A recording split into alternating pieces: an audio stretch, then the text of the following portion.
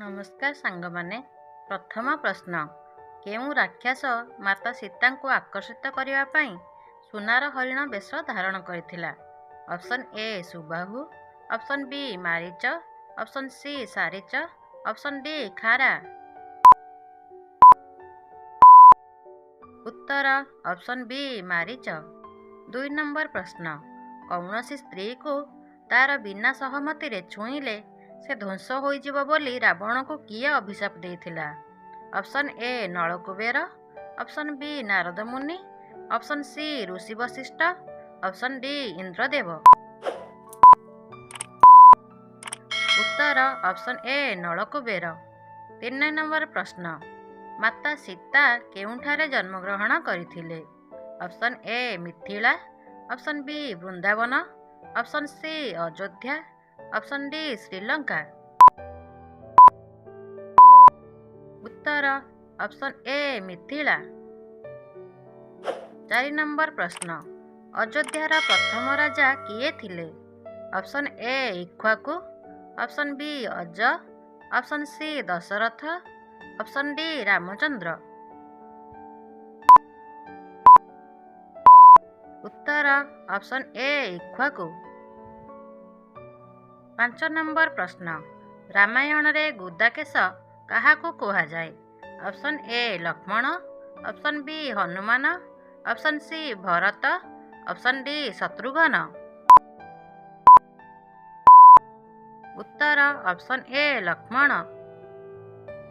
6 number प्रश्न, हनुमान लंकारे निया लगाइला बेले काहा घर छाड़ी देथिले? Option A Trijata, option B Vibhishana, option C Ravana, option D Kumbhakarna. उत्तर ऑप्शन बी विभीषण। 7 नंबर प्रश्न, प्रभु श्री रामचंद्र कुलगुरु नाम कौन थिला? Option A Durvasa, option B Vishwamitra, option C Vashishtha, option D Kashyapa. उत्तर ऑप्शन सी वशिष्ठ। 8 नंबर प्रश्न, मेघनाद को नागफास नामक अस्त्र किए देथिले? Option A Brahmadev, option B Suryadev, option C Indradev, option D Mahadev.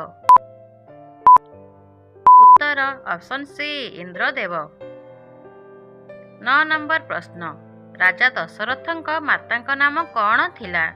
Option A Kaikeyi, option B Shanta, option C Indumati, option D Suyasa. उत्तर ऑप्शन बी शांता। 10 नंबर प्रश्न, लक्ष्मणଙ୍କ स्त्री उर्मिलाଙ୍କ पिताଙ୍କର नाम कौन थिला?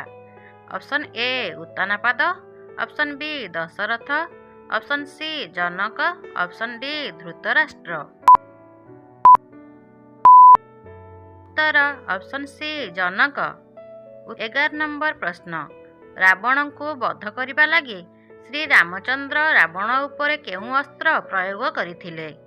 Option A Varunastra, option B Indrastra, option C Brahmastra, option D विष्णुअस्त्र।